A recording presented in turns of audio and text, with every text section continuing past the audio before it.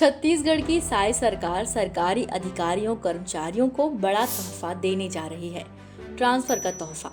जी हाँ, Chhattisgarh transfer policy 2025 से एकदम आसान और पारदर्शी तरीके से ट्रांसफर प्रक्रिया का रास्ता साफ किया गया है। विष्णुदेव साय सरकार ने कैबिनेट की बैठक में ट्रांसफर से जुड़े कुछ महत्वपूर्ण फैसले लिए हैं, जिसके तहत अब सरकारी कर्मचारी अधिकारी अपना ट्रांसफर करवा सकेंगे।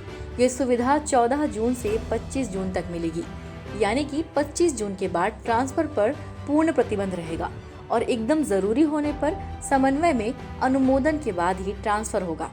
अब जानते हैं कैसे होगा ट्रांसफर। ट्रांसफर पॉलिसी 2025 के तहत दो तरीके से ट्रांसफर होंगे।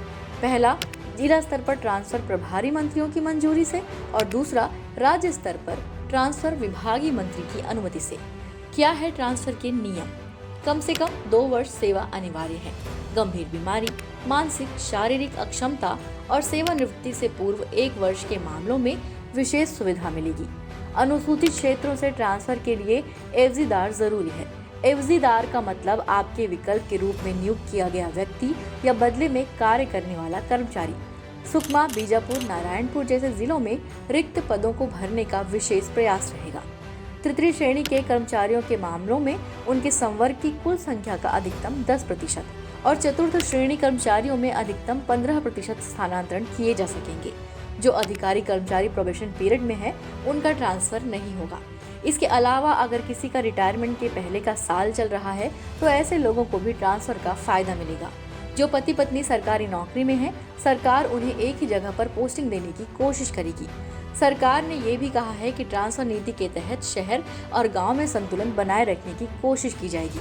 वहीं पारदर्शिता के लिए राज्य स्तर के सभी ट्रांसफर आदेश ई-ऑफिस के माध्यम से जारी होंगे। जिले में तय समय के अंदर ट्रांसफर के आदेश जारी किए जाएंगे और उसी दिन उनकी एक कॉपी सामान्य प्रशासन विभाग को ईमेल करनी होगी।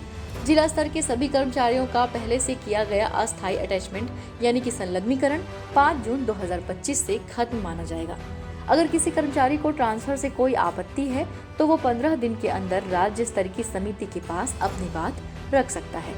अब बताते हैं कि किन लोगों को ट्रांसफर पॉलिसी 2025 का फायदा नहीं मिलेगा। तो बता दें कि गृह विभाग, पुलिस, आबकारी, खनिज साधन, परिवहन, वाणिज्य कर, पंजीयन, स्कूल शिक्षा विभाग के अंतर्गत शिक्षकी कार्य में पदस्थ शिक्षक गणों और राज्य के निगम, मंडल, आयोग और स्वायत्त संस्थाओं के ट्रांसफर नहीं होंगे। सरकार के इस कदम से जहां ट्रांसफर के मामलों में भ्रष्टाचार नहीं की जा सकेगी, वहीं दूसरी तरफ रिक्त पदों को भरने में भी सुविधा मिलेगी। क्या आपको पता है कैबिनेट बैठक में और कौन-कौन से महत्वपूर्ण फैसले लिए गए? हमें कमेंट में जरूर बताएं। वीडियो को लाइक और शेयर करना ना भूलें।